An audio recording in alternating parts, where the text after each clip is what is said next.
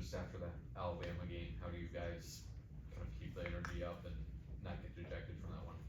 Really just keep moving forward, keep being present, just building relationships like I was talking about before. Just keep building relationships with the teammates, with the coaches, and the staff around the building.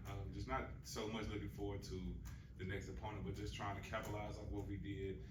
Take the bye weekend, utilize it, utilize the best of our abilities, get healthy, and just things like that, and then just keep moving forward to the next opponent. So, I mean, it's kind of simple once you think about it.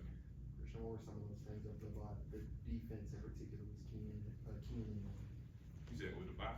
Yeah, or what were you guys focusing on during the bye? Communication, most definitely communication, and then just making the little things bigger, just trying to put it under a magnifying glass, just put more emphasis on it. But for the most part, it's just been communicating. All of our mistakes came from communication errors, just trying to overemphasize and vocalize more, be louder with what we say, and then just read what we see and take it in better. So, yeah.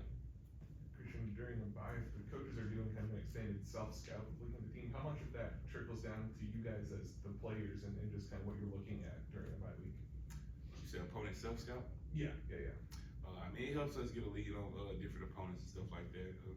Just really just going into the bye week with an identity and just knowing like who we're up against, not so much as going into it just thinking about nothing. So I mean, that is definitely a benefit on their end and our end as well, just for them to present that to us earlier, so we'll know what we get into. Oklahoma's given up the most sacks per game in the country. They're ranked among the bottom in the conference in pressures allowed. So when you hear those numbers, how you guys balance trying to be aggressive in the pass rush and getting in the backfield, but not overly aggressive where you guys are letting big plays happen? Really just keep playing our ball, keep playing our standard of death row defense, and that's just harass and confuse the quarterback, stop the run, and then not only that, just take away the ball. So, I mean, they're a great team at the end of the day. We still can't deny that from them. So, we just got to treat them as if they're the best opponent and next opponent. What's been working for Chris McClellan as he's gotten acclimated as the season is going?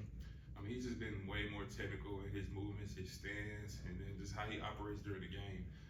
Just day in and day out, Coach Davis always talks to us about being the most physical guys on the field, being the most technical guys on the field as well, just being able to control our aggressiveness. And I feel like I've seen that a lot with him from the time he stepped here to the time now. When you look at Javonte Barnes, the running back, he's coming off a 200-yard game. I mean, what about him makes him a problem for opposing defenses? I mean, he's elusive, and then not only that, you got an offensive line in front of him that also takes part in that credit as well. So, I mean, I feel like you got a great scheme. They have a great scheme to where he can just be able to be himself and be free and make those one jump cuts to be able to hit the gap and go. Kristian, when you look at most of the first two quarters in that Alabama game, what did you guys do well on the defensive line? Communicating, really just stopping the run, and then just trying to make it one-dimensional. And you have a dynamic quarterback like that, it's only a matter of time before stuff like this starts to come into play, whether you can run the ball, you can throw the ball, whether you got different schemes and different plays they can come up with to be able to dissect the defense or whatever. So, I mean, for the most part, I feel like we was clicking on the different areas that we provide. So we just got to keep sustaining it throughout the whole game, to be honest. How much do you guys pay attention to the history with Oklahoma? Obviously, I know you guys have experienced this rivalry, but just knowing the tradition and history that it has with the school.